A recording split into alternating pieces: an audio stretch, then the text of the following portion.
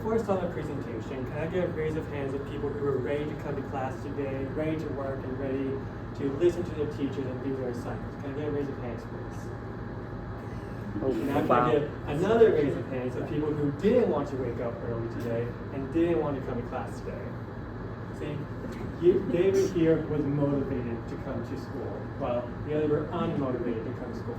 This is what this presentation is about. The three main views of motivation, the three building blocks of how we were able to define what motivation is. The definition of motivation, thanks to a psychologist named Sage from 1977, defines motivation as the direction and intensity of one's effort.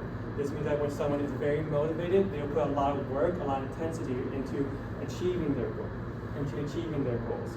And now there are two aspects of motivation. There is self, and there is the situation of what the person is in. The first theory that we're going to talk about is about the self, which is a trait-centered view, which finds that motivation is primarily a function of individual characteristics, which means that you yourself are the reason why you're motivated or not motivated.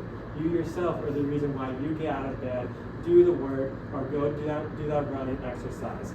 However, what this view does not take account is the situation that you're in. For example, if you come to class and the teacher is given a negative environment, you don't feel very motivated to come to class and do it. That's not your fault, that is the situation's fault. Which now brings into the second view, that is situation-centered view, which finds that the motivation level is determined primarily by the situation. Which means that if you are into a situation that doesn't bring in high motivation, that means that discipline. If the situation is a reason why you're not highly motivated. The situation is a reason why you're not able to get up out of bed and do what you want to do. But however, the situation-centered view doesn't take into account that sometimes you are still motivated in a negative situation. Sometimes you have a bad teacher or a bad coach, and you're still motivated to do that class or to do that sport, which then integrates with the interactional view, which finds that motivation is a function of the person and the situation. And thanks to the work of Kurt Lewin in 1951, we're finally able to find the most widely endorsed view by both psychologists and sports and exercise psychologists, that motivation is the person and the situation. And a study from Santino and Shepard from 1978 got 33 female swimmers and 44 male swimmers to figure out what the interactional view actually is.